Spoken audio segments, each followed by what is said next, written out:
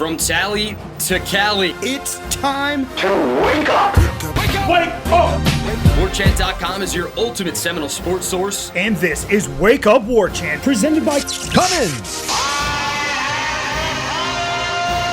Now here's Warchant.com's Aslan Hajavandi And Corey Clark.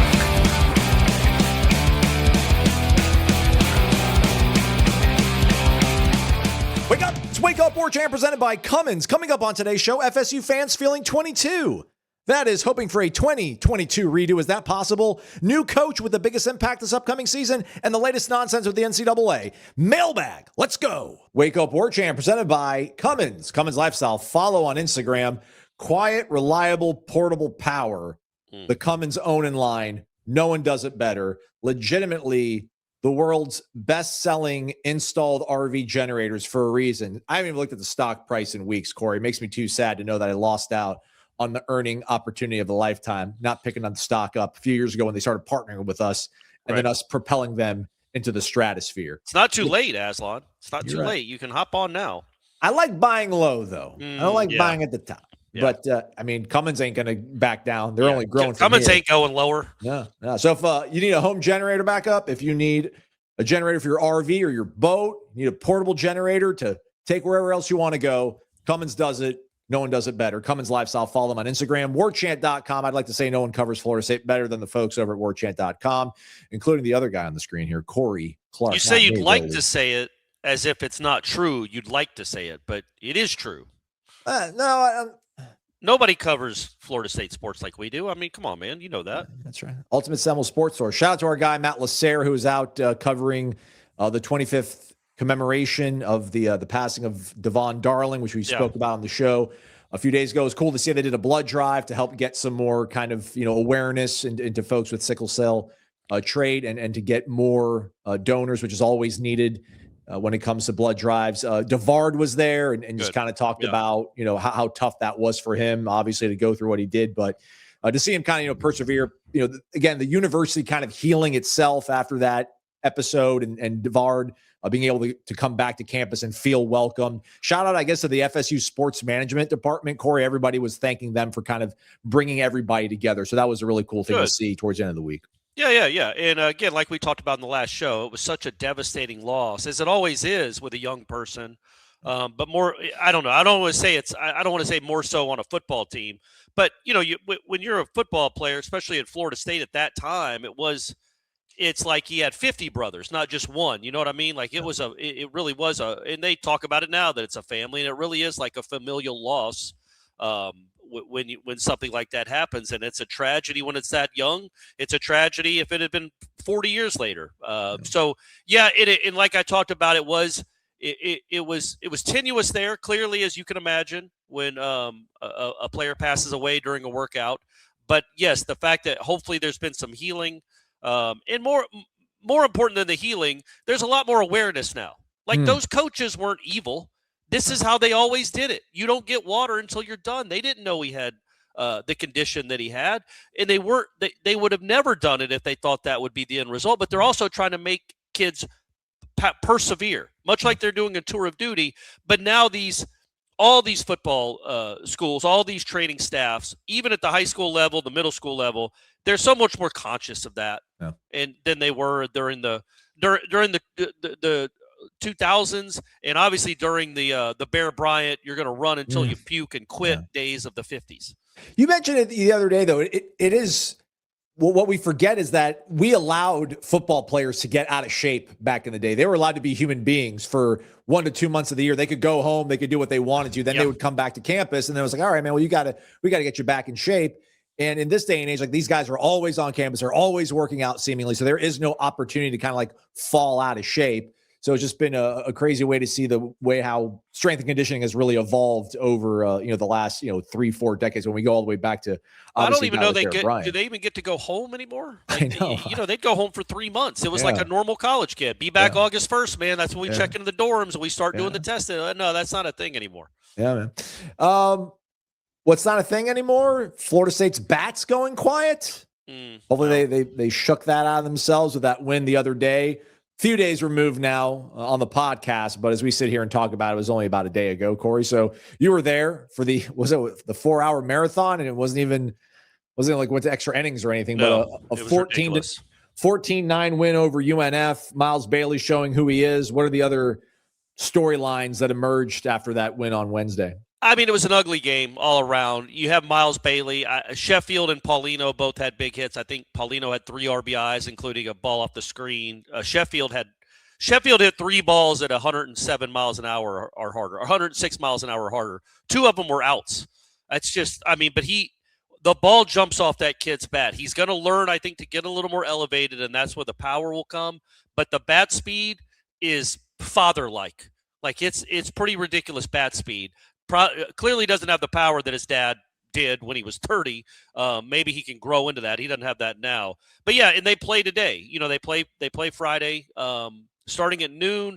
Link said he might move it up depending on the weather if he has to, because it's a unique weekend this season, this weekend for Florida State baseball. Their stadium is being used by 2 other teams. The Savannah Bananas had a game on Thursday. Not the Savannah Bananas. It's, I don't know, the Party Animals versus the Hoot and Hollers. I don't know the names of the teams. Do you know? Do you know the names? Sorry, the Firemen, maybe? I'm not brush up on my banana ball. Yeah, so they had the 2, I don't know what you'd call them, the Washington Generals of the Savannah Bananas tours. 2 of those type teams are playing. They played Thursday night at Hauser. They're also scheduled to play Friday night at Hauser. So Link has to play his game in the afternoon, which he doesn't seem upset with, but it makes it a challenge with weather. Like, what if his game today gets delayed? Do the Bananas are like, no, we've sold these tickets.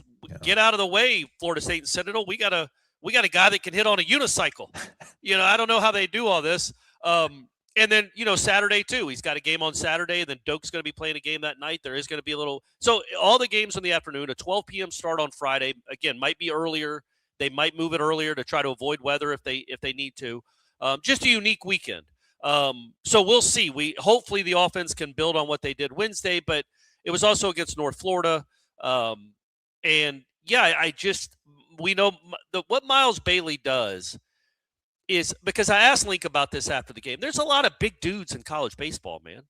There are. I mean, maybe not as big as Miles, but close. He's not the biggest person in the world. It's got to be more than just pure strength. And Link talked about it at length. Like, what makes him so unique and special is being able to get behind the ball, the leverage he uses. Obviously, he's very strong, and that's a big part of it. But, man, I'm just saying, the first home run he hit Wednesday night was opposite field. It was 106 off the bat, but it went straight up. Hold on, don't do that one. Oh, is that the no, don't do that's the next one. We'll play that one in a second. The first one he hit went as high as it did far. It went as high as it did far. It was unbelievable. The center fielder lost it. It was so high. It landed over the fence. He didn't come close to getting it, and he still hit it hard enough and high enough that just pure gravity dropped it over the fence. Then the next one he comes up, the next at bat, again, I think I've seen the ball hit over the scoreboard probably 5 times since I've been covering this team. Obviously, all of them are by right-handed hitters. I've never seen a lefty go oppo and do what Miles Bailey's about to do right here when Aslan shows this. That's unbelievable. And the cameraman kind of lost it. Understand, it goes over that scoreboard to left center field. It was the distance is 428 feet. Oppo, 106, 108 off the bat. But man, Link even said when he talked to Miles about it, Miles said he got it a little bit off the end of the bat. I mean, this is unprecedented power for this program. He is not the best hitter in Florida State history. He's not the best player in Florida State history. Those bars are way too high to clear. But he is the most powerful hitter that Florida State has ever had, and maybe one of the most powerful in college baseball. I mean, this is just – it's not normal to hit a ball like that, oppo, especially just being a sophomore. I can't even imagine what his ceiling is. That was a lot about Miles Bailey. No, hey, well-deserved. What about the pitching or the lack thereof, I guess? Or are we – Not great. Yeah. So the first kid, Rhett Vaughn, threw strikes and was good. He gave up a home run to the first batter after a foul ball that should have been caught. So – but after that, I thought he was fine. He gave up a bloop single in the third and then was taken out. But Cato Leary comes in and walks 3 of the 4 guys he faces. I think Stokely came in at the end, Stokes, and walked. He walked two, gave up a hit. It was a cheap hit. It was a little infield hit. Also, I think he hit a batter. And the thing without Stokes is the one that I'm most worried about. Ben Barrett, I mean, we kind of know what Ben Barrett is. I don't know that they're counting. He got a chance. He walked the first two guys he faced and was done. I don't think he's going to be a high leverage arm for them moving forward. Abraham, Vaughn, Meeble probably. Manka pitched really well. And Kinnear has pitched pretty well, all things considered. The Stokes kid is the difference maker, man. He's the wild card. He's the kid that throws 98 and has a slider that is unhittable. But he can't throw it for strikes right now. But Link said after the game, he goes, we'll get this figured out, and it's going to be unlike anything we've ever seen, unlike anything we've ever had. So, to me, you got to get him right. You can't lose him. If Ben Barrett doesn't get back in, if O'Leary struggles to get back on the mound, okay. But Stokes is a guy that he's supposed to be the guy at the end of games. And that's 2 games in a row where I think he's faced 7 batters and retired 1. Now, he did strike out a kid last night, but he reached first because Shamalia couldn't block the ball on a slider. But the pitching is worrisome. But I kind of look at it as if, some of those guys probably aren't going to be counted on to pitch in meaningful moments. And when else are you going to get them reps if you're not going to pitch them on a Wednesday night against North Florida? So, Eli Putnam, 1 AB, another K. Yeah. So. And we're dissecting this team probably a little too much on a mailbag show, but I'll do it real quick. Putnam, I'd give him a start. It's hard. Okay. Pinch hitting is hard, especially when you're not used to it. Coming off the bench cold, you probably haven't gotten swings in a couple hours, and then you're going in a spot where, especially when the game feels like it's over anyway, it's not a big spot. But he's looked horrific in his at-bats, but he's only had 3 of them. Chase Williams has had 30 of them and has looked really bad. He's hitting 091. Carter McCauley is hitting 111. Both those guys went hitless on Wednesday night. I asked Link about it. I mean, because there is a balance. It's only 7 games. His worry was it's not just that it's been a rough 7 games for those 2 guys. The at-bats don't look good. It's not like they're hitting the ball. They're squaring it up and just hitting into some bad luck. They don't look good at the plate. So I would certainly not be surprised if they figure out a way to get Putnam in the game, Stutzer in the game, let Chase Williams rest, take a day or 2 off because he's just looked bad at the plate.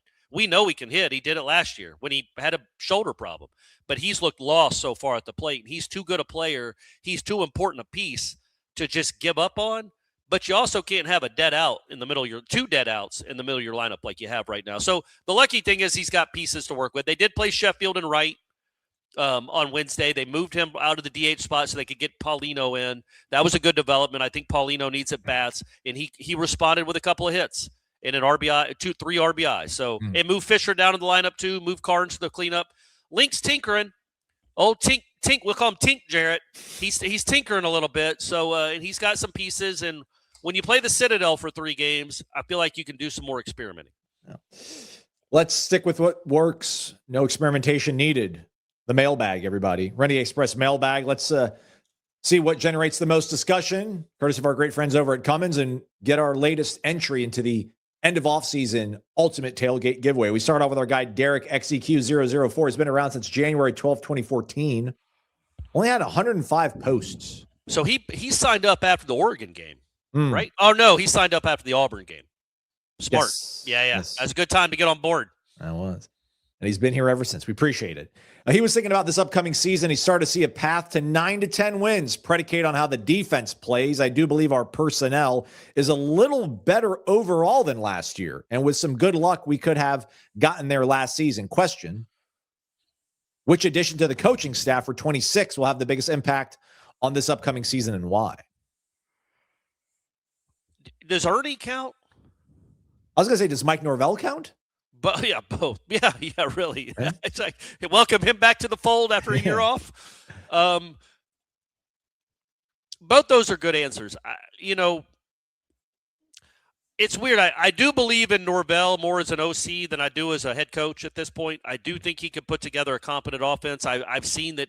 I have not seen a really good football team here the last couple of years, clearly, and that's on his watch too. But I do think he knows what he's doing offensively. And maybe just he'll be able to he'll have a running back rotation. He'll figure out what to do with the wide receivers. I feel like maybe you do. Maybe just getting him as back to the OC will be a benefit. I don't know. I think Gus was pretty good too, though. So that's probably just wishful thinking. I do wonder about Ernie. And I don't know if he counts because he was here last year, but he wasn't the linebackers coach. He helped Papuchis. He was part of the staff, right? But he wasn't the guy. Right. But just, again, hearing the way Chris Jones talked about him, I think there's and I could be completely wrong. And Cignetti didn't play in the NFL, so this theory already doesn't hold much water.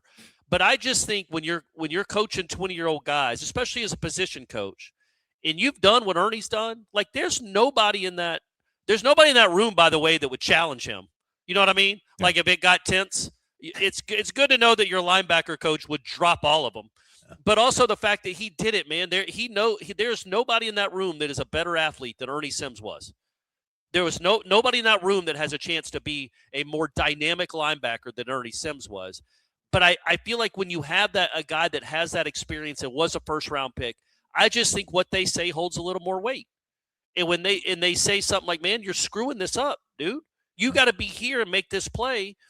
If it's no offense to these men, they've coached football a long time and they'll continue to coach, but it's different if Adam Fuller and John Papuchis is saying that. Like, what do you know? You couldn't get there in the amount of time you're asking me to get there. Well, Ernie could. Ernie would already be there waiting. Does that make sense? Yeah, I'm with you. Yeah, it's those who can't teach, but he could, and he teaches. Yeah, but so that said, again, there are. I understand as I'm saying it, there are countless examples of very good coaches that did not do it at a high level. So, but maybe it's just the Sims Jones. I think Chris Jones is so important to this football team. They've been so bad at linebacker, or let's say mediocre at linebacker the last 2 years. Don't want to be rude. That they've been so mediocre that having a guy that could be like a star caliber type linebacker, to me, it's really beneficial to have a guy coaching him that was a star linebacker too, that knows that life. Interestingly, no one says Blue Adams on the panel. You lost Sertan, you replace him. It feels like secondary. I know they have cornerbacks coach and they have safeties coach. Evan Cooper handles the safeties, but I don't know how I would. I mean, yeah, you think about Chris Jones is here. You think about the addition of CJ Richard. You think about, the Desir's coming back 1 year stronger, and you probably tell yourself reasonably like they are better on defense. But I just don't know. Like losing Darrell Jackson, losing Earl Little, I just think like those are two like really important pieces. But there is the possibility that Richard ends up being better than him, and maybe the Desir's as a combination are better than Darrell Jackson, and one of them was this past year. You got to have them jump. You got to have both of them make a leap. Yeah. You got to have them make a leap, which is allowed, and we see it all over the country. They can and should make a leap. It's interesting, though. I'm sure we all felt really good about the pass rush last year because James Williams, there was this huge projection of him taking this leap and him being your disruptive edge rusher. He was not that. So it's like addition by subtraction, it feels like, for a lot of the fans, I feel like. But yeah, I don't know. I think maybe the more I think about it, maybe they will be better on defense. Because again, Jones, Rawls is a year better. Ashland Barker's a year better. But I like Jerry Wilson. Jerry Wilson's a pretty solid cornerback. We'll see. We'll see. Which coach. The biggest loss obviously is Darrell, who, by the way, apparently just had, as we all know, his measurements at the combine on Thursday were just outrageous. Like 6'4.5", 315. Wingspan of a condor. Like, it's just nuts. The guy that tweeted about, actually I think it was Matt Miller, who I got in that pissing match with a couple years ago when he said Michigan beat Florida State by 40. But he's like, they were Mount Everest size numbers for Darrell Jackson. He is just a enormous human being. He is by far the biggest loss. Earl Little can be replicated. And then I think the Desirs have to be good, like better. They were good this past year. They got to be better. There's Darrell right there. What do we got him at? 6'5.5", 315, 11-inch hands. That's insane.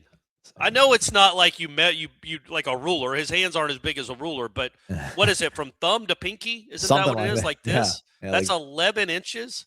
I mean, I would guess mine is probably like 7.5. So like, just think about it's like that. Much bigger. It's crazy.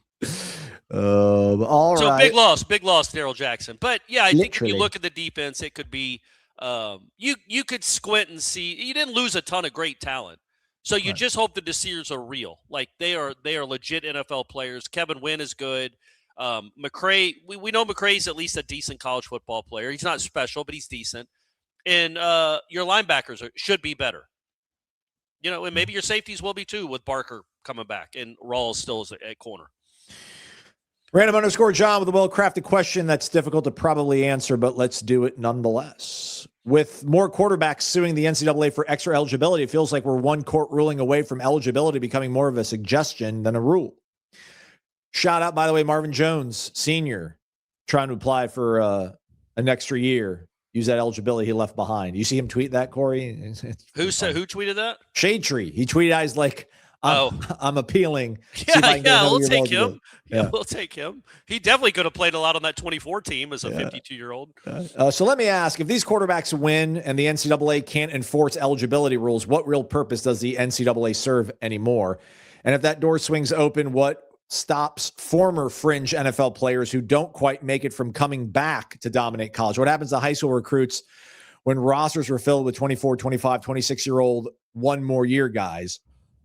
Well, that's the thing. Would it just be one more year, or are we just trying to say that? I can't even imagine what I haven't read the lawsuit by Chandler Morris, but I can't imagine what he's suing for. Yeah. Like you got 6 years, dude. You got 6 years to play college football. What is the NCAA not giving you a chance to do? Like, it's not their fault you're not good enough to play in the NFL, but you're a good college quarterback. That's not their fault. You got paid these last couple of years. So I just can't envision him winning this case, because if he wins this case, then I wouldn't any good player that didn't make the NFL just go play at Virginia? Just say, hey man, they screw the NCAA. Who are they to determine when my eligibility is up? They're just words written on a sheet of paper. So yes, I could. It wouldn't even be a slippery slope. It would be a slide straight into the lava if that happened. So I hope he doesn't win. I think it's absurd that the kid at Alabama got to play, the basketball player got to play. I was not on Trinidad Chambliss's side. I am not on Chandler Morris's side. At some point, enough is enough. The problem is, why did that tight end for Miami get to play 9 years? Chandler Morris could be like, well, wait, why did he get to do it and I don't? What's the difference? And I don't know the difference. That was idiotic. It shouldn't have been celebrated. It should have been lampooned. But every time that kid got on the field, it was celebrated as if some wonderful thing that he was getting to do. It's like, no, man, he's 28 years old.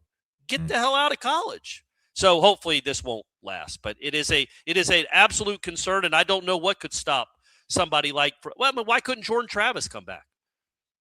He never played a second in the NFL. Come home. Come back home, Jordan. We got a seat for you. We got a spot for you. Keon, come back and up your draft stock again, man. It's not working out for you in Buffalo. The optimists have returned, Corey. Let's go back to back and then good.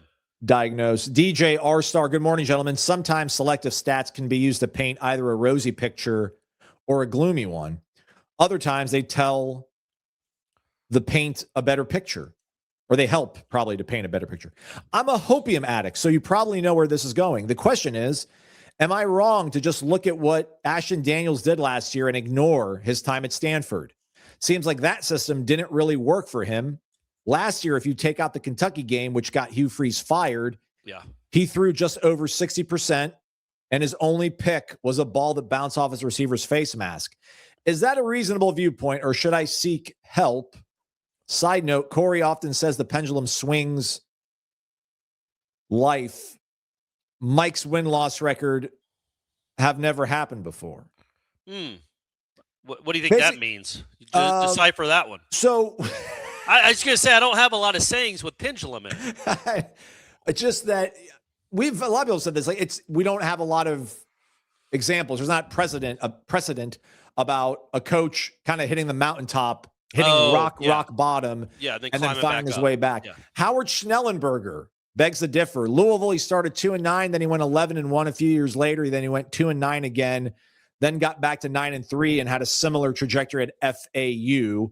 Bear Bryant also had a couple 6-5 seasons in between title runs. So there you go. There's some selective stats. Yeah, that's fun. I would just reiterate, and he knows it. I get it. That was a completely different sport back then. We are operating in a space that we never dreamed was even feasible 10 years ago, where you can go get yourself he's got 50 new players. He's got 50 new players. And then next year he will have how many guys are left off the 2024 team? 11% of the team. Mm-hmm. Like the turnover year after year, and especially every 2 years, is unbelievable to where it used to be. So it is easier to turn it around. It is easier to turn around because you just, if they're not good, you ship them off, and you don't get grief for it anymore because they're all mercenaries and they're all getting paid anyway. And you can replace mediocre players with better players because you can pay them more. That's the world we live in. So yeah, he can do it. It's unprecedented, but like I said, the time we're operating in is unprecedented. I'm not. When it comes to Ashton Daniels, though, it was two impressive performances, but it was just two, and he was not good at Stanford. And I don't if you're a special quarterback, you can show off some of that special sauce, even on a bad team, even surrounded by some not great players. He never really did that at Stanford. He was just average or below average, honestly, his 2 years at Stanford. And then he didn't win the job at Auburn. He finally got back and played those last 2 games and was good, and that's what you want to build on.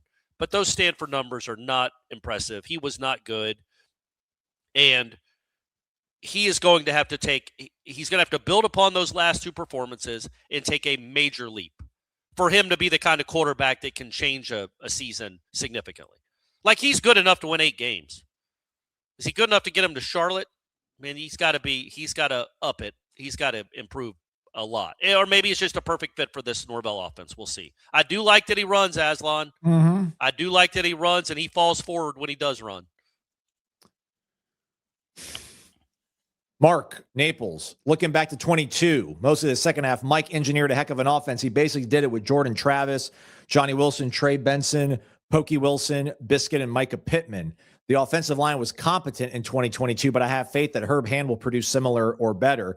So why in the heck can't Mike do that again in 26? We have Deuce, Wisner, Chroma, all excellent skill players. The obvious answer is that Ashton Daniels is not Jordan Travis, but he has some similar skills, and he really flashed for Auburn in a couple big games last year. I want to believe again, badly. Might not be 22 results again without Jordan Travis, but it's going to be good to really good on offense, right? It could be. I don't know if really good is possible with Ashton, because I don't think Ashton is Jordan Travis, but it can be good, and it certainly can be good enough.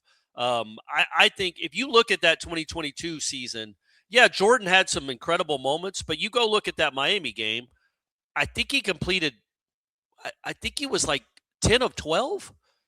I think like he completed like 10 or 11 passes that entire game. Now there were some big ones. He hit Pokey on down the middle for the first touchdown. He hit Benson on a long wheel route. He made some big time throws, but he only completed 10 or 12 passes. The next week at Syracuse, they dominated that game, and I don't think he threw for over 200 yards. Like, it wasn't just the magic of Jordan Travis's right arm. It was the offensive line. It was Trey Benson. And it was timely passing by a really good, heady quarterback that could make plays on third down. Can this kid make plays on third down to keep drives going? Can he make plays in the red zone? I have no doubt that from the 25 to the 25, they will be able to move the ball. No doubt. Man, the special ones, they get in the end zone. What's the matter? Every time I pull up something on ESPN, it auto plays with the audio on, which is like, I don't want that. Knock it off. Knock it up. I don't want to hear Joe Tez. I was trying to pull up the game log from Jordan. Yeah, I'm with you. This is 2022? Yeah, I mean, look at that. They put 45 on Miami. He only dropped back 12 times. Then what do you do against Syracuse? What are those numbers? I can't read them. 21 of 33 for 155. 155, 21 completions for 155 yards. The next week, I mean, it was U of L, but 9 of 14. He actually was very good against Florida. Those numbers don't do him justice because Johnny dropped like 5 passes. Well, but the rushing was really nice. He made it. He had those big rushing numbers. Yeah, he made the plays in the moments. He made the plays in the moments, and quite frankly, they got up enough in those 2 games that he didn't have to. They didn't have to throw him. 10 out of 12 is incredible. But it wasn't like they were blessed. To the point of the question with Mark, it's not like they were blessed with an NFL offensive line. They had a good running back, clearly, but none of those guys are in the league, I don't think. None of these guys are probably going to be in the league. But Herb Hand is a good offensive line coach. And working in concert with Mike Norvell, maybe they can figure out more of a ground game and a blocking scheme that lines up with what they were able to do in 22. Because I do believe the improvement they might have made, one of the biggest improvements they made, might be at running back. I do believe in that running back room, and I do believe that Mike Norvell will not be just playing with a magic 8 ball to figure out who should be in the backfield. He's going to play the best guys, and he's going to run them a lot. What do you think about just junking 3 years of data and then 1 game last year, too, when it comes to Ashton Daniels? Yeah. So it's like, all right, so we're basically, let's remove all the bad and only look at the good. Which, like, if you go back, if you watch D-Rob, if you watch Dominic and Tom's breakdown of Ashton Daniels, I think the game that Dominic used was the Vanderbilt game. I mean, he did look really good, and he looked to be operating an offense that was similar to what, to a certain degree, Mike likes to do. They were doing a lot of like empty, which he doesn't really do a lot of empty, Mike, but the shifts in the motion to try to get the defense to declare and then find the mismatch and then identify it and make the right throw. I mean, there were some crazy catches by Cam Coleman, like circus-style catches, but that's not to say that Deuce can't make some crazy catches because of his wingspan. But if you look at that game, I went back and listened to Clark Lee, the head coach for Vanderbilt, and he was astonished almost. He's like, that's the best quarterback play they've probably had all year. So, was that like a crazy one-off where like everything just kind of, confluence hit on all these things? That feels silly to say as well, because like there's 10 throws that D-Rob is showing you and you're like, all right, like he made the right decision. And even when he made the wrong decision and kind of forced it, he was able to put it in a spot where it gave his guy a good chance to get it. So I understand, like, if you're tired of living in the past of the last 2 years and how bad it's been, and you want to think about what could be good next year, you got to do some gymnastics, but I don't think it's not Simone Biles level gymnastics. I don't think I get that. Yeah, he's shown it, right? Like he's shown he can be he can make some legitimately big time plays. At least that's in him. Yeah. Now we know what's not in him too, and we've seen over the past 3 years. Again, he didn't even start at Auburn, but for 3 games, as bad as that offense was, he couldn't win the job. So he's not perfect, and if he was perfect, he wouldn't be here. He'd already be in the league. He's not perfect, but I do think he's a smart kid. I think he's a competitor.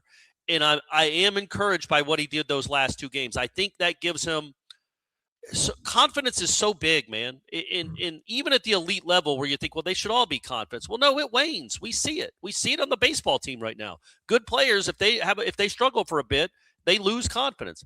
The fact that he ended with those 2 games, and then he gets to start this next season, if he's starting, against New Mexico State, all of a sudden you're thinking, all right, well, that's 3 good games in a row. I'm a good quarterback. Now, who they play, SMU might say something differently the next Monday night, but at least he'll feel good about himself, and he'll have proved to himself and to his teammates, hopefully if he plays well against New Mexico State, that he can do this. And he's proven he can do it to a point. He's just obviously not done it.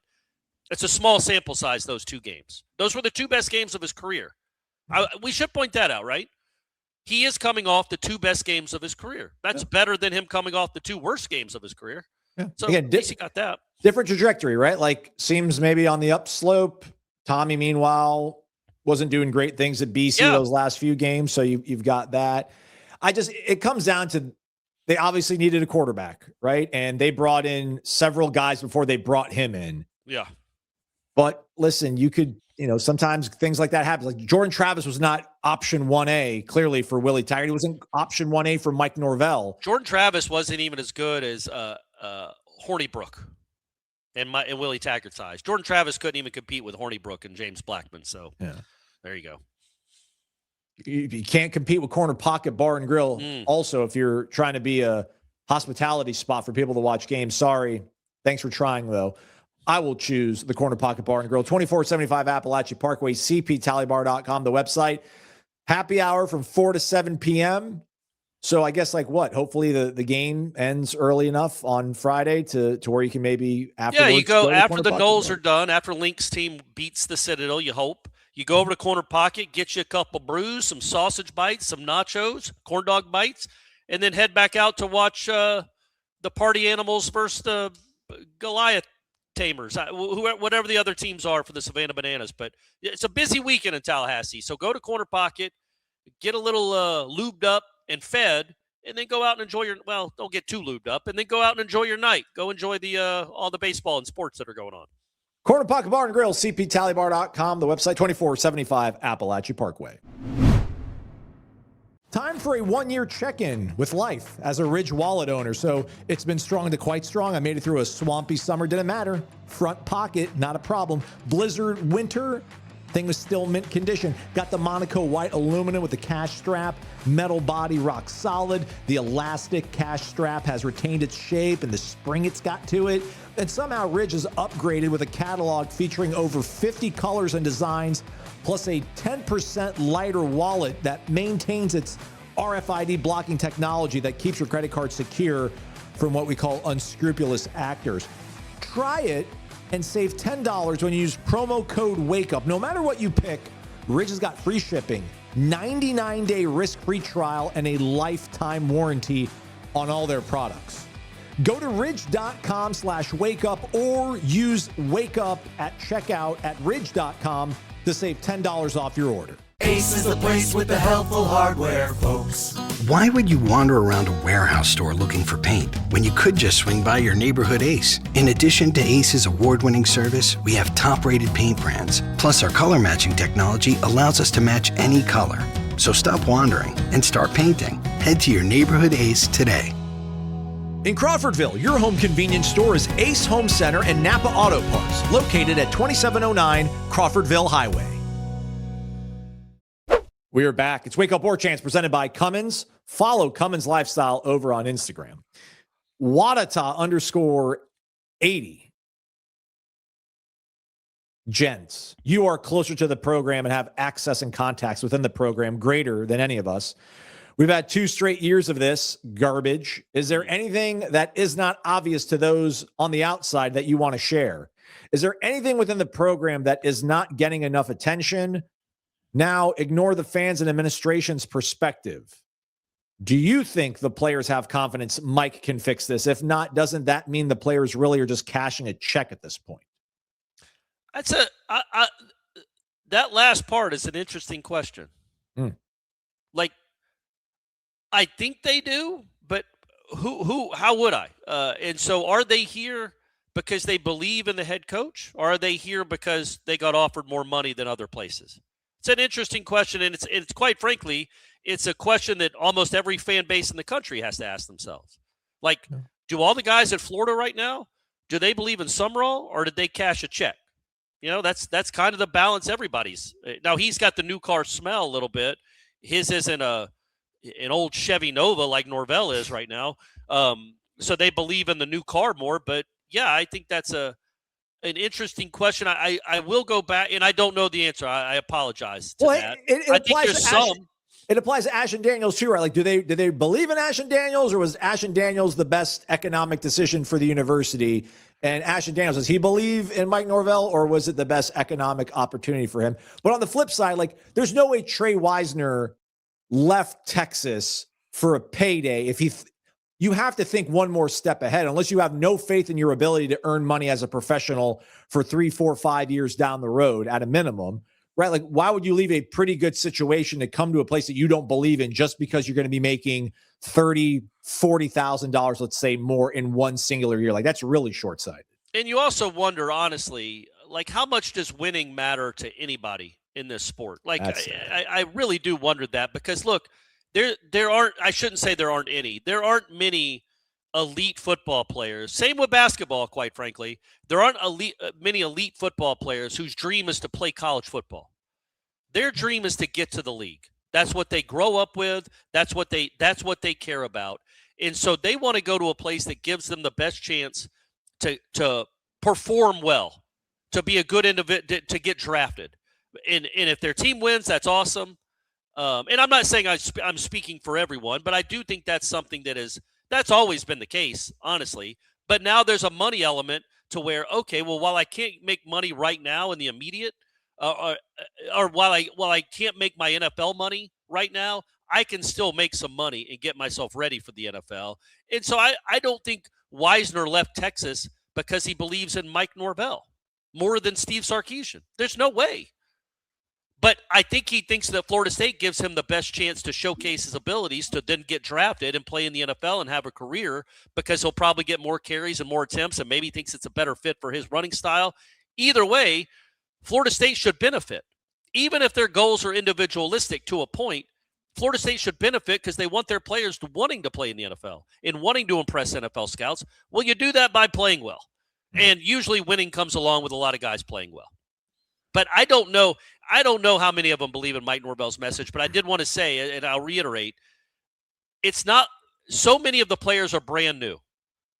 50 of them, more than 50 of them are brand new. So his message has not gotten stale, and they don't not believe in him. Now, there might be a few holdovers from the last 2 years that, like, this guy, there might be this guy doesn't know what he's doing. I've tuned him out. I'm just listening to my position coach.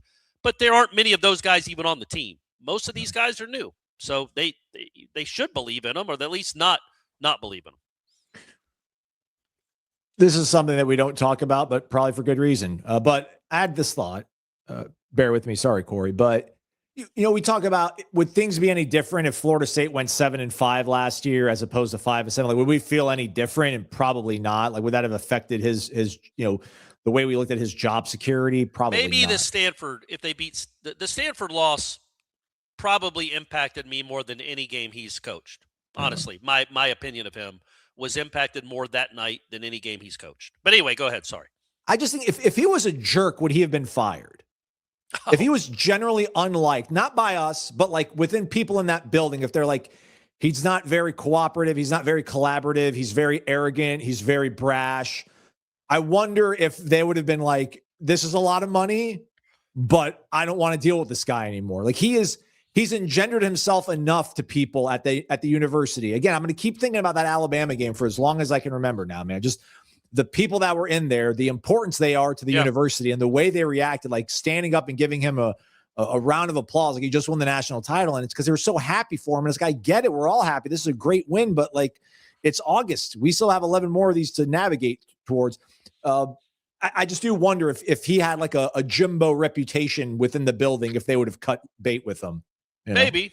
Yeah, maybe. I mean, that's how life works, though. Like, if you're a jerk or a really difficult person to work with, and then you don't perform well, that makes it easier to rip the Band-Aid off. So the lesson there, folks, is be nice. Yeah. Be genuine. Even if you're not good at your job, if you're a really nice person that people like, it makes it much harder to let you go. So be nice. Always be nice. Jay Brown, Noel.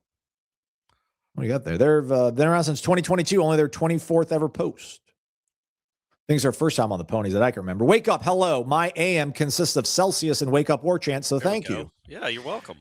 My question is, I believed in Jordan Travis way before most, just because he seemed always to be a big play away from a touchdown when he was at quarterback. With that being said, Mike still had to build and coach around that ability to have the success they had in 2022 and 2023. Is there a reality that the snub compounded with all your stars opting out and being boat raced by Kirby completely killed the competitive mojo Mike had? And how does he get it back after these 2 seasons fell off of a cliff? Thanks, Aslan and CeeLo. CeeLo, all right, okay. We've talked about this once or twice before, I feel like. But it's again, it's another one hard to, we're not in that locker room to determine it all. But you think about the juxtaposition and how quickly they go from getting absolutely, like, where they get snubbed, they get snubbed, everybody starts opting out of the game all the way up until kickoff, pretty much. Like there were some guys that were like, maybe we'll play, and they end up not playing. That game happens. It's ugly. It's humiliating. And then, I don't know, like what? 2 weeks later, you're being courted by Alabama and possibly being offered like the highest contract in the country. So like all that to happen within almost like 30 days. that's got to mess up the human mind. I'm not a psychologist, but that's got to mess up the human mind. That's a lot of whiplash. But like, how does that impact his evaluation? Like, does he not know what good football players look like? Like, that's what I don't, even though his mind is all aflutter with all these things happening, the snub, which will always be ridiculous. The fact that they even played in that game, which was not a game, it's preposterous. And then Alabama, you're right, in a 30-day span. But like, okay, man, okay, but you are now the head coach at Florida State. Are you putting together a good roster? And he didn't. And I don't understand why I don't think he lost his competitive fire. I think he just completely mismanaged that roster. He over-evaluated or overestimated what kind of talent was on that roster by a wide degree, by a wide margin, and he made a bad mistake at quarterback. He can't get quarterback right. That's been the biggest issue, man. There are issues all over the place when you go 17. But he can't get quarterback right. But other than Jordan Travis falling into his lap, now he gets credit for developing him and sticking with him. But other than that, he has been awful at the quarterback position, which I don't know if you know this, Aslan, is a pretty important position on the field. So the DJ misstep was problem one, and then it just went from there. But I don't like if they make what I wonder, man. What if they do make the playoffs, and what if they beat Michigan and they lose to who won? Oh yeah, no. So let's say they lose to Michigan in the overtime game, but they play well. Yeah. They play close and they lose. Like, do we think the next year they would have been 8-4 with that roster? I mean, I don't think. Looking back, I don't know what the snub meant to anything. The only thing the snub did was humiliate the guys that were going to play in 2024. Yeah, and I do think that mattered. Like the fact that like Blake Nicholson and we'll just name anybody that had to play that game. And there were a lot of guys that hadn't, Justin Cryer, guys that hadn't played a ton at all. And now they're starting against Georgia. And they probably think they're pretty good until the game starts. They're like, oh, God, I'm not a very good college football player. We're not very good. This guy sucks next to me. And he's going to be starting next year. We're not ready for this. I think that Orange Bowl could have had that impact on their psyches. But Mike Norvell, I don't know what he was thinking. I don't know what he was thinking with that roster that he put together and the quarterback decisions. Yeah, because everybody else left and no one other than I don't think anybody other than Malik Benson left after 24 and ended up having like a productive season at their new school. I don't know how Sean Murphy did at South Carolina. I don't think he did all that great. So it is one of those things where I do wonder, again, it's so hard to, quantify the snub, but like the whole world was united in that you got screwed. Like everyone's telling you got screwed. That's so unfair. You don't deserve this. And that I wonder if they go into 24 ACC kickoff. Yeah, we're pissed. We're going to show everybody that we deserved it. And you just felt like the arc of justice was going to bend in your way. Like we got screwed. We're owed this almost. And then as soon as they got kind of punched in the mouth in Dublin, they were like, what the hell? Yeah. This was supposed to be like the feel good story, especially the way they looked coming out the gates on the first drive of that game. You're like, my gosh, this guy is a wizard. And it just didn't happen that way. No, it did not. We'll see if we can get somebody 2-3 years from now that was on that team that played in that game. Maybe Norvell. Maybe Norvell will talk to us about it wherever he is 2 to 3 years from now. North Alabama, no, it seems like there is no end in sight to the NIL problem. The College Sports Commission enforcing contracts seems to be just a hope at best. Discussion of athletes being employees has already started, and comparisons to the NFL have been brought up as well. At what point does college football reach the tipping point and conferences start actually adopting NFL models? The NCAA already has no teeth, and their decisions seem to be hit and miss. So the NCAA may simultaneously start to go away, at least for football. But with the eligibility issues in college basketball and the Mensa and Miami saga, someone has to put up guardrails. Introducing a NIL salary cap, reducing roster limits, centralizing under a college sports commissioner seems more likely than not. What will tip the scales and force conferences to start moving in that direction?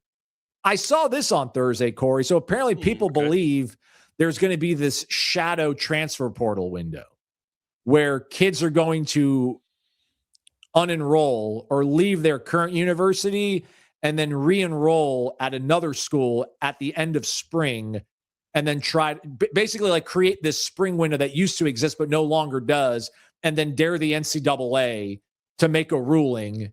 And I think the quote from the Pete Nako story, like 1P4, like general manager was like, it's going to be a complete mess. Maybe that's the tipping point. If there's 24 players from Power 4 programs that leave in April and then resurface somewhere in May and June and then try to get on the field for that team. Maybe that's the last straw that can break this back of whatever. I mean, but who's going to fix it? Like who's where is the motivation to fix it? Who is motivated enough to fix it? Look, and also there could be a shadow transfer portal, but if you're writing these contracts the right way, they can't go make money at another school. So you can go enroll at Utah. Didn't Duke think that with Darian Mensah probably? Probably, and I doubt they'll make a contract. They'll write a contract like that again. And if they like not a buyout, you don't get to go anywhere else. You don't. I mean, that's just how contracts work. There's a non-compete clause. You don't get to go anywhere else. If you want to make money, you make money at this university and only representing this university. That's the contract. Don't sign it. That's fine. Good luck. But once you sign it, we enforce it. And I think what I think will have to happen, and if the SEC and the Big Ten, they're the ones that rule the sport right now and for the foreseeable future. If those ADs and head coaches and those two commissioners get together and they come up with the guardrails for their institutions, and they have a blanket, they could work with the ACC and the Big 12 too. It'd be awesome if they all work together. But the Power 4 conferences, they're the ones that have to enforce this. They're the ones that have to come up with a salary cap, a legitimate salary cap. And it would be awesome because they are absolutely just abusing and assaulting their fan bases by asking for more and more money. Don't you want to win games? Don't you want to see your team hold trophies? Well, cut us another check. Keep cutting this check so we can keep doing it. Like, it is absurd what they're doing to their fan bases. And it would be nice if they all got together without the NCAA, because the NCAA doesn't do squat and can't do squat. But the SEC can enforce its rules. And they can all sign off and say, look, you've signed this deal. If you leave, you are ineligible to play at another SEC school, another Big Ten school. And if the ACC and everyone get the Power 4 have to come together and run this sport. These commissioners have to run the sport. What else do they want? Like if you're Petiti, if you're Sankey, like you're not Yurichek, that's the 80 at Arkansas. But what else do they want? Like they've got all the money they could possibly want. Their universities are flush with cash. Like, okay, like that is the tipping point. Like we have reached peak capitalistic extraction of what we can get from the sport without totally devouring itself. Like we need to come together and figure this out. And that was the hope, Core, is that everyone's going to sign off on the House settlement and they were going to agree with the College Sports Commission and give them the autonomy to make these rules and enforce things. And then nobody signed it. Yeah. None of the commissioners signed it. And at some point, those two leagues in particular it would just be wonderful if they thought about what's best for the sport and not what's best for those two leagues. They are in a competition with each other, not wondering, well, what is it doing to the overall value of the sport we're competing in? And if they thought about the overall health of the sport and the fan bases that have to keep ponying up all this ridiculous money, they might come to some parameters and really put some teeth into their own conference issues. So a kid wants to leave LSU to go to Indiana. No, you can't. You signed that contract, and Indiana is not allowed to honor that contract, not allowed to let that kid break that contract. So if you don't want to go, if you're trying to get more money, if you want to leave Florida State to go get more money, that's a bad example. We'll keep it SEC. You want to leave Georgia to go get more money at Auburn or UCLA or USC. You can't. There's no more money to go. So, hey, go. Good luck. Go to see if Rhode Island will pay you, or Illinois State, or Valdosta State, or whatever, UTEP. But none of the big conferences are you. If you want to play big conference, big boy football, these are the rules you have to live by. And if you don't want to, that's fine. Go make more money doing whatever else you want to do. But you do not get to participate in these four conferences. Doesn't seem that hard, right? But then they'd find a lawyer, they'd find a judge, and it wouldn't. None of it would matter. I think they're talking about the next step now is punishing the coaches. But then, like, they're going to always do plausible deniability. Like, what? Of course. Kirby's going to go and be like, guys, stop. stop paying these players under the table. I'm going to get suspended. I'm going to lose my salary. Like, I don't know, but you would think that they would listen. Like, if you're that big of a fan of a football team, like, you're looking at the head coach as like a supreme being. And if he's like, stop it, like, for real, like, stop it. Yeah. Maybe that actually would resonate, because like, I don't want to screw my alma mater over. But Kirby's never going to say that. He wants to win football games. He does. Aviles?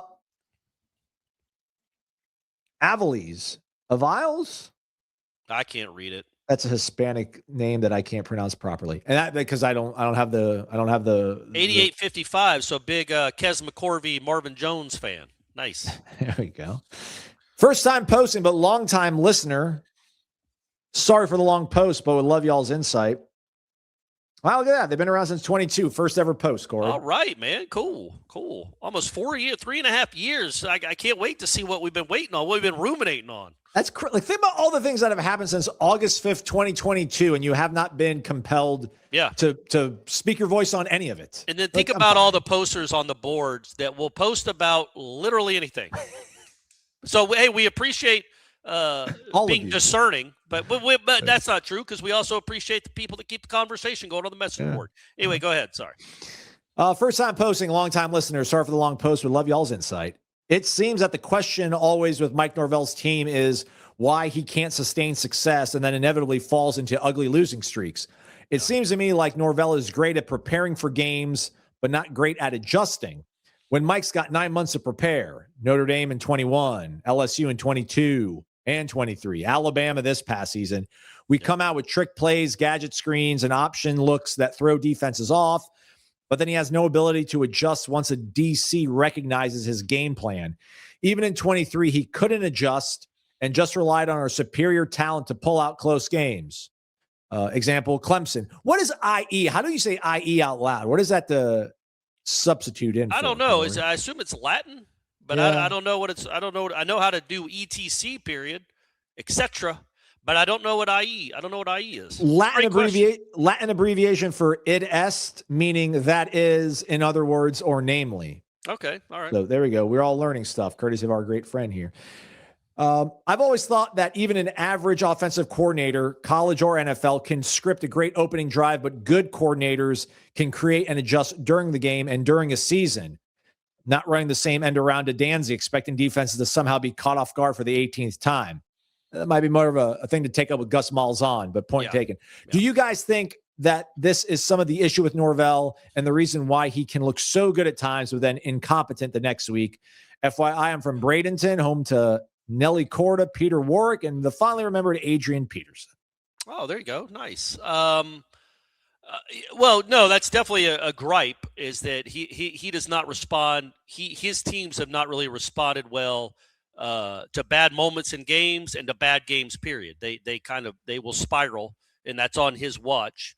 I'm sure there are plenty of instances when he was the OC all over at Arizona State and Memphis and here, where he has seen what a defense has done and made the right adjustment accordingly. I mean, they've won games and scored points. He has done it. But you're right, man. Like, that's it's a point of contention with Mike Norvell, is that there have been times where he doesn't seem to be able to make any adjustments. I thought 2024, maybe there was nothing he could do, but he certainly did. He had no answers, none. And he did have college football players on his roster. He was not using the Leon JV team. Like that, those were Division I caliber, some of them 4-star recruit college football players, and he had no answers, period. So, yeah, I don't even really know what the question is. The problem is what? Just his lack of adjusting once, I guess, he gets scouted throughout the course of the season, right? But I mean, listen, Memphis, they won their conference championship game like a week after they played the same team, if I'm not mistaken. I think they played Cincinnati and then ended up playing them in the conference title game in 2019. And the offense didn't do well in that game, but they won, but it was kind of an ugly game. But I will say I think they lost the conference championship game to Mackenzie Milton, yes, where his team put up like 45 points. And it was the second time they had played that team. So he knows what he's doing. He has answers to questions. Yeah. But if your quarterback isn't any good, it doesn't matter. Or if your quarterback isn't as good as he needs to be, then it doesn't matter how smart you are or what answers to questions you have typically. You've got to have good quarterback play. Maybe Norvell is an OC that needs elite quarterback play. Yeah. Do you think that's a concern? But did he no, at Memphis, I don't know that he had it at Memphis. Was Jordan Travis an elite quarterback in 2022? No, and as we pointed out earlier in the show, he didn't have elite game. There were a lot of times he wasn't elite in the games because he didn't have to be, because the offense was so good, and Norvell did have answers. Look, man, I think he's a sharp enough guy offensively. He wouldn't be where he is if he didn't know what he was doing. I think, honestly, it's not fair. And I don't chalk up last year to him at all. It was Gus that was getting diagnosed and dealt with and schemed up on. It wasn't Mike. Mike had nothing to do with that offense. In 2020, but I will say these last 2 years, the quarterback play has been, to be kind, subpar. And that's why the offense has been like that. It's a fair question, though, because it is a concern. They're really good. And you can even put out the 2024 game. That was the best that offense looked all season. Was that game against Georgia Tech. And it didn't look good. But as you looked over the lesson, that's as well as that offense played all year, which is saying something, trust me, was the first game of the season. And then it got worse. Yeah. It's a good point. And yes, it's something that if it is a problem, he needs to fix. I just don't know if any other school has been in this position. I mean, they haven't because of the financial investment, obviously, but we can talk about it. It's the money. That's the reason that he's still here. I will not disagree with that. But to go into year 7 and not know, do we really know? No. Do we look at 22 and say, all right, man, that team caught fire. They had a 3-game losing streak. Well, they had to block an extra point to kind of save a probable loss to LSU in the first game. Right. They have a 3-game losing streak, but they come out of the bye week and they look incredible in the last 6 games, but Oklahoma opted out their top receiver, their top running back, their top offensive lineman. You got a interim coach. I think at that point was Brent Key was the interim coach for Georgia Tech. Lafayette had an interim coach or a first-year coach. You also played a lot of injured quarterbacks. Right? So if you want to be that guy, if you want to be well, they were 10-3, but you've got that. Or if you want to be listen, they were 10-3. They beat Oklahoma, they beat Florida, they beat they beat 2 SEC teams. They walloped Miami, but then as a goal was first-year Miami coach. So you have both arguments there. But then you look at 23 and you're okay, they were clearly a more dominant skill team than every team they lined up against. I mean, maybe not to the degree of what they showed against LSU, but we all felt pretty good about that LSU game going into it. Yeah. I was on every LSU podcast. I'm yeah, you guys are going to lose. Florida State's going to win this game. They've got too many options on offense for you to slow them down for 60 minutes. And he's a good enough coach to not be completely brain dead, frozen among 60 minutes. So, but then it's all right, well, that's what they need then. So that the only way they can win is that he has this enormous talent advantage. But that's not an insult. That applies to so many coaches. Yeah. So then we sit here and then we look at this roster. Is this roster overwhelmingly more talented than everybody they're going to play this year? No, Absolutely and that's it's a clear concern too, because even when you think about that 2023 season, once your elite quarterback was off the roster, was injured, that offense was not good. Now, you can say, well, they played Florida on the road, but it's okay, man, but it's still an offense that should move the ball, and it did nothing until Johnny Wilson made a great catch near the goal line, and then Trey Benson had a couple of runs, but it did not much. And then clearly when you're playing a third-string quarterback and your defense is playing that well, you're not trying to push it. But again, couldn't run the ball, couldn't come up with any plays other than a wildcat with Toafili. It was inept. So when he has Jordan Travis, and even the Jordan Travis 2023, I always go back to that Miami game. That offense struggled against Miami. They were a punt return by Keon away from maybe losing that game. And that was not a good Miami team at all. That offense kind of regressed as the season went along. So yes, it is absolutely a concern. Hopefully it can be alleviated this year, but it's a fair question, a good question. And year 7, I guess we'll prove. We'll all know in year 7. We hope so, right? Because if he's going to be the guy calling the plays again, he went and got this quarterback. They kept Deuce. They did everything to keep Deuce. They did probably a lot to keep Danzy. Chroma stayed put. This there's should some be pieces, man. I do think there's some NFL talent on this team. I think Deuce obviously is. I think Chroma could be. Maybe Wisner is. Dancy. I mean, they have, I think, some NFL talent on this team, and it's just a matter of if they're coached well and if the quarterback can play. Instant gratification society these days, right? But not necessarily a bad thing. We want results. We want good results. We want those good results fast. Brunt Workwear has been committed to crafting quality workwear that looks great, is tailored for life on the job site, and it's ready to go out the box with unmatched comfort. No break-in period needed. Brunt offers a full range of high-performance gear built for the tough jobs. From heavy-duty work pants to weather-resistant jackets, Brunt designs durable, reliable workwear that keeps you protected and productive in any condition. Brunt was tired of the workwear brands out there cutting corners, so they built something better. Boots that are insanely comfortable and built for any job site. For a limited time, our listeners get $10 off at bruntworkwear.com when you use the promo code WAKEUP at checkout. $10 off with promo code WAKEUP at bruntworkwear.com. All right, last two. All right, let's do it. I've been sitting on a bench, by the way, like a bench that you use for bench pressing. Oh. Stephanie set up a little makeshift studio. Huh? And the lack of back support at my age, I'm really starting to feel it. I'm with you, man. Summit 2001. He's been around since 2003. 391 all-time posts. All right. Oh, okay. So that's what 20. That's about 15 a year, maybe. Okay. All right. Once a month, just coming out there, firing off something. I like it. Letting it marinate. Round ball question, Corey. I'm fairly certain most rational fans are extremely happy with the direction and development of the basketball team under Luke Laux' leadership. However, this season ends, barring a complete collapse. I think it exceeded most people's expectations in year one with the talent level he inherited. So next year, with Luke bringing in one of the top classes in the country and one of the top classes in FSU history, what are the expectations? There are a few key players I think he will be able to easily retain, as I believe they would most likely be bought into his coaching ability and system. Should we be thinking tournament next season, or is that still a year or two away?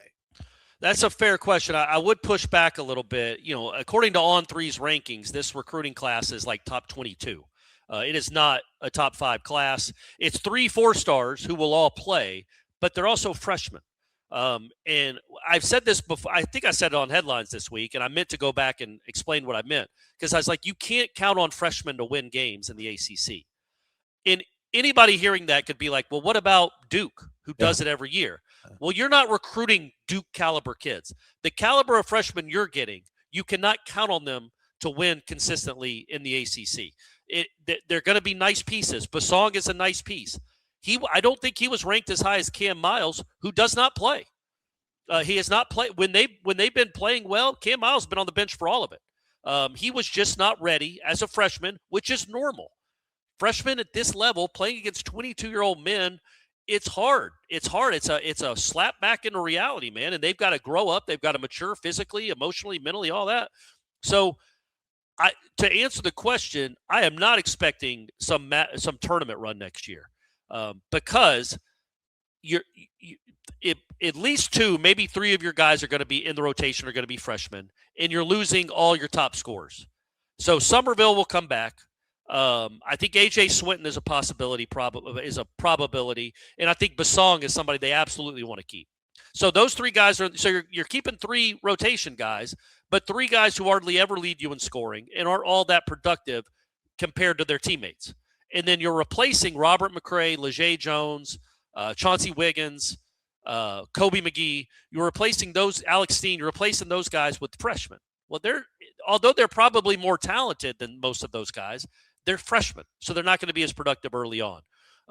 So I can't really answer this question, although I feel like I just did, until I see who they go get in the portal, because the portal still has to be open for business, and they have to go get some guys, because this is not. While I think it's a good freshman class, it is not a program-changing freshman class. Hold that thought, Corey, because as we sit here and talk, they did get a commitment from one of the top guys out there this cycle. The Barnes Yeah. Is it Monte Barnes? He was a 2027 kid that literally just reclassed a couple of weeks ago to 2026. Marte. No relation to Scotty. So that's 4 now. And if you throw the Lopez kid in, who's the wide receiver too, that's 5 freshmen. That's a big get, man. That's a big get. He is a top 50 kid, but he was a top 50 kid in 2027. So I don't know how that, if you throw him into the 2026 class, I don't know what his number is there.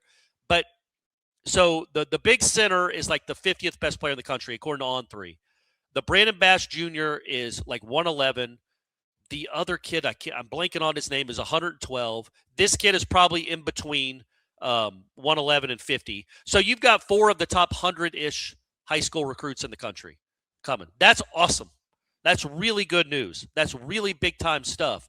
It's just, again, it's not Cam Boozer or Peterson or Caleb Wilson. It's not that caliber of kid that immediately becomes the best player on the floor. So, but it is a great sign moving forward that he is luring these types of kids to come to Florida State after 1 year of a 500 season. He's signing this kind of class. It makes you believe, okay, once he gets his feet under him and the staff gets their feet under him and starts producing better and better seasons, what is the ceiling of this guy's staff and his ability to recruit? But still going to have to go get some. Marcus Ponder is an enormous human being that will be a big part of the team next year. Brandon Bass and Colin Paul, again, you'll have to see. We'll have to see. They don't, you just have to see how they match up with grown men. But you have to imagine those guys will play a lot too. Yeah, man, make the tournament next year. We got rid of a legend. We told him to get the hell out because it was too long in between tournament runs. Year 2, everything changes so much faster in basketball too, man. I'm saying this almost kind of tongue in cheek. I'm not trying to say if Luke doesn't make it, I'm out on the Laux bandwagon or anything like that. But yeah, with the way it seems like, Swinton comes back, right? Like Swinton's a guy, Basong. Basong's the best guy they got coming back as far as pure talent, pure ability. Basong is a future, has the chance, the possibility to be an NBA player because of his size, his length, the way he plays defense.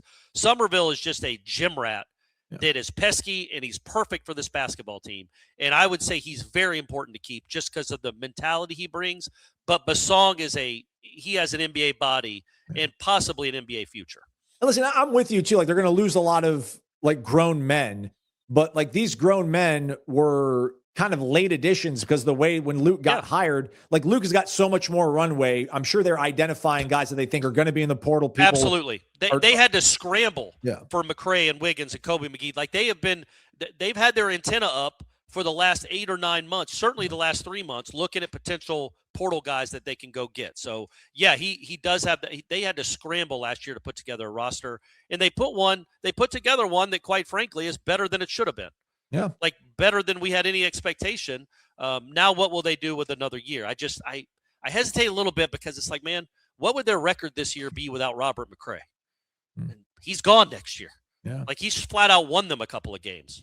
Wiggins, Somerville, Virginia Tech. Like they've got to make sure they get some guys that can go win on the road and they can go take over a game or two. All right, last one. Should have done what I used to do, and that's like bundle all these questions together. We got some more 2022 talk. Our guy Island Chief, wake up. I plant my tomatoes when we beat the Canes in February. Maybe the tournament. Because what was 3 years in a row? We just like clockwork. Just beat Miami in hoops. Oh yeah, that's right. That's a tough loss on Tuesday, but I like the way they fought. It was a fun game. It was a fun game to be at. Yeah. If I were hoping for an offense from Mike Norvell's past to reappear next season, it would be that one from the middle of the 2022 season. What was the secret sauce during that run that might be conjured up for next season? Was it as simple as Turnentine and Gibbons? Like, you know what I mean? Like, I don't know. The offensive line just obliterated defensive lines for the most part. Was November 2022, was that offense better than September 2023? Yeah.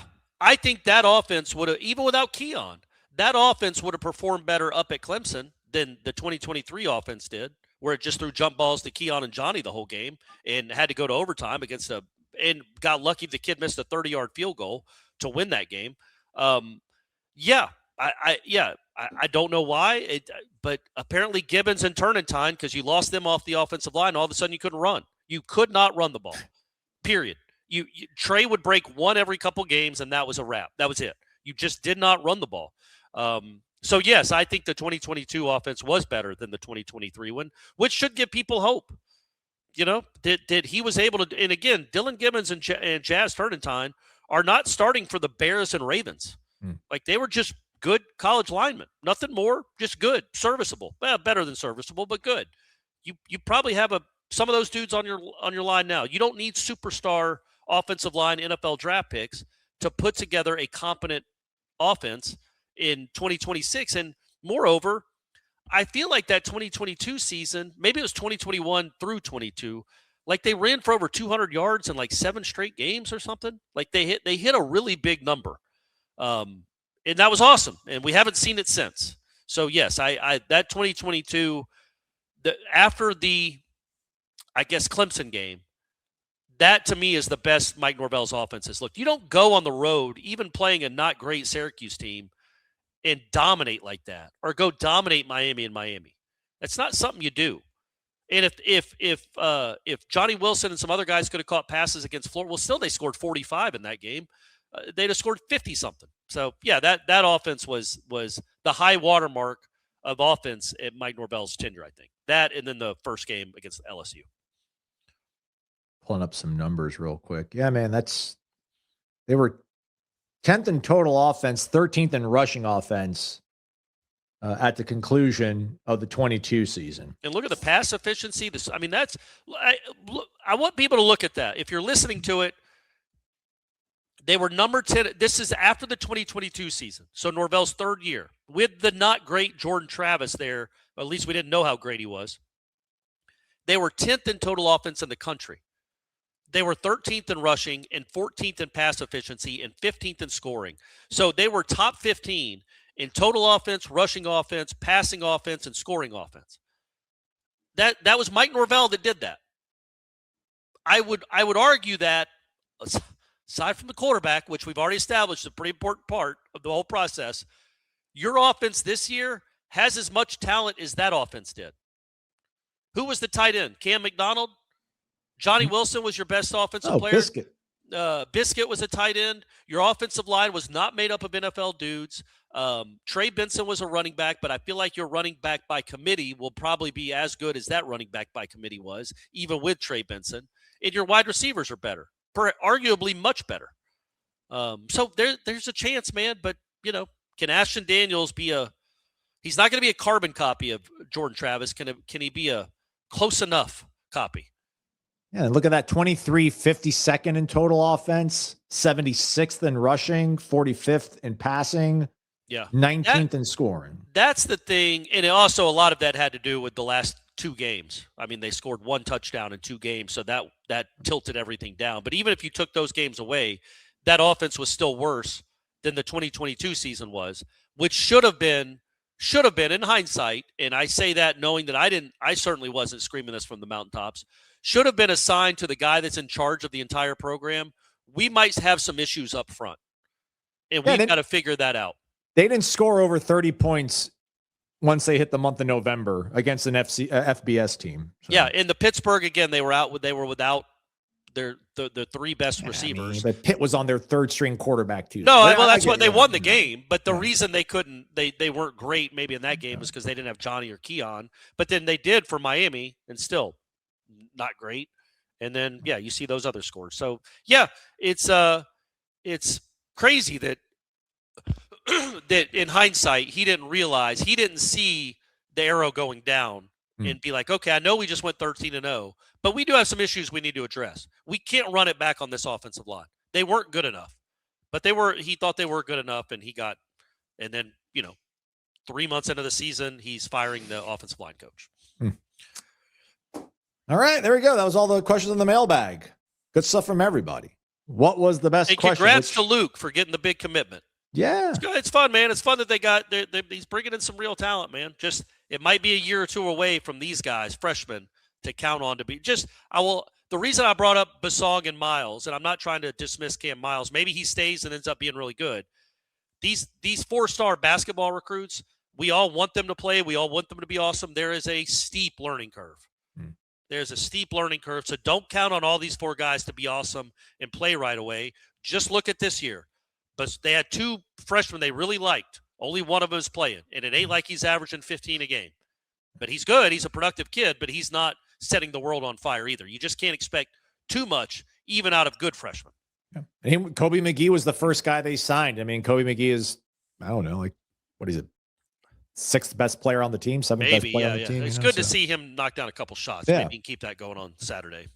I'll be at that game on Saturday in Atlanta, facing Georgia Tech with Brady Clark and a couple of friends. So hopefully we'll see a dub. Brady Clark OV is an official visit. Yeah, sure. I'd love for them to see his transcript at Georgia Tech. Be like, okay. Well, no, you got the wrong school. You're not at the right place. All right, so after all the dust is settled, let's give me some power, Corey. Oh.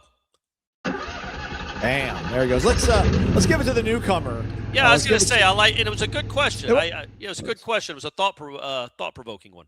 Yeah, so Aviles, 8855, our winner for this week of Generating Discussion, sparked by Cummins. Follow CumminsLifestyle on Instagram. It's all one word. If you're not subscribed to warchant.com, there's so many awesome things that comes with being a member, being on the message boards, interacting with everybody, all the awesome stuff from Ira, Corey, Matt Lasser, Gene, Tom, Jeff, everybody back at the ranch. Oh yeah, man, you enter a question, you get entered into a drawing if it's good enough, right? You get a drawing for some free Cummins gear, like a t-shirt, portable battery, some other things. And then the ultimate tailgate giveaway. Look what I got here, Aslan. Oh, look at I'm not giving it away at the ultimate tailgate, but it was a present my dad had for one of his birthdays where everybody signed it. He got a football helmet for his birthday, and all his friends signed it. I don't mean like Rashad Green or Ernie Sims signed it, but all his friends signed a Florida State football helmet. All right. I got a lot of sports memorabilia in here that I got to start displaying. Well, I think I'll be in town next week. If not, so spring football starts March 9th. Okay. So right. I'll probably be there for that, and then I'll help you get your setup created and everything, and we'll get this audio. Not that we've had issues, but we'll get you a good proper microphone to take this thing to the next level. And I don't have to wear this dumb headset, and everybody can appreciate the whole package. Yeah. So again, congrats to Aviles, 8855. He is now part of our end of off-season drawing to win the ultimate tailgate for 20 people. You can do it too. Subscribe to warchant.com, submit your question, make it a good one. For Corey, I'm Aslan, Jeff Cameron Show, 1 to 4 o'clock. Check out warchant.com around the clock. We got you covered over the weekend as well. We'll talk to you folks on Monday. Have a great one. Thanks for listening to Wake Up Warchant, presented by Cummins, Cummins Lifestyle on Instagram. Follow